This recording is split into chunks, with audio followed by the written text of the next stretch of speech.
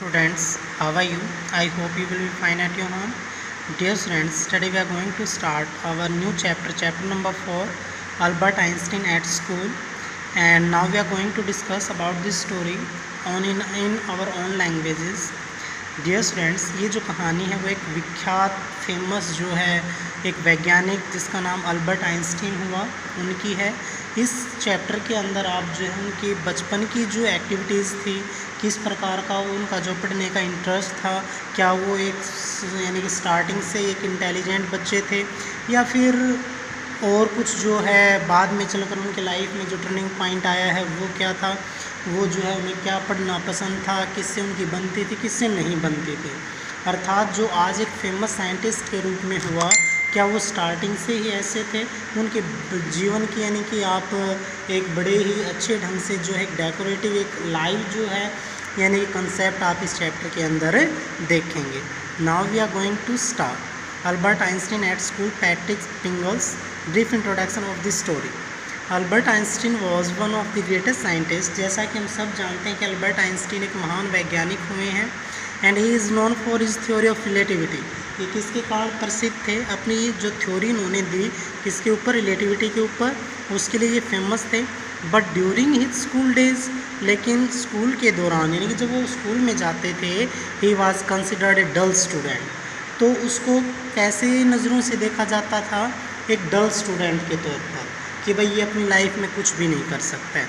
He did not like his school, यहाँ तक कि वो अपने स्कूल को भी पसंद नहीं करता था।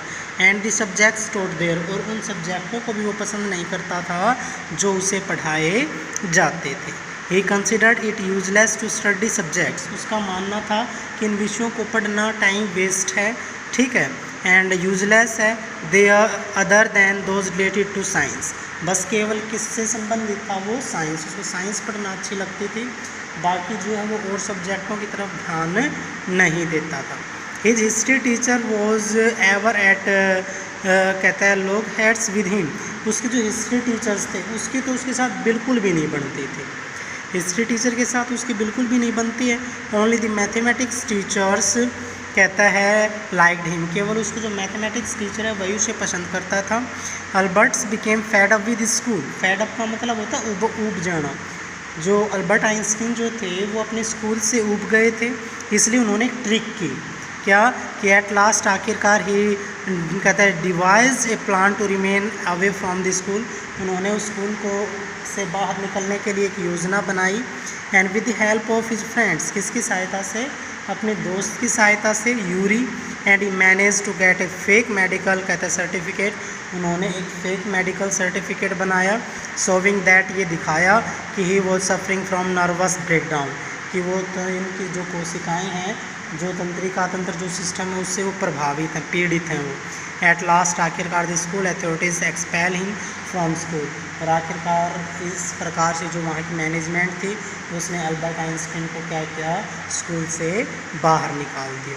तो ये उनकी स्टोरी थी कि किस प्रकार जो है उन्होंने यानी कि बचपन में, और जब हम उसकी अभी लास्ट स्टेज देखते हैं तो काफ़ी डिफरेंस दिखाई देता है कि जो बच्चा स्टार्टिंग में कुछ नहीं करता हुआ दिखाई देता, यहाँ तक कि टीचर्स ने ये बोल दिया था कि आप लाइफ में कुछ नहीं कर सकते, लेकिन आगे चलकर वो इतना बड़ा वैज्ञानिक बनता है, साइंटिस्ट बनता है।